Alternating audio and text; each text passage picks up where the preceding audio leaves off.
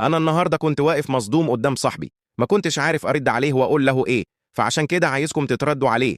كنا قاعدين على القهوة مستنين صاحبنا أحمد والوقت بيعدي وهو لسه ما ظهرش، فقلت لصاحبي: هو أحمد مش هيجي ولا إيه؟ ما تتصل بيه. رد وقال: اتصل أنت عشان هو لما بيشوف رقمي ما بيردش أصلا. استغربت وسألته: ليه في حاجة؟ قال لي: يا عم هو بيهرب مني، أنا مسلفه فلوس وكل ما أكلمه يا ما يردش، يا يخلص الكلام بسرعة، ولو شافني في أي حتة يهرب.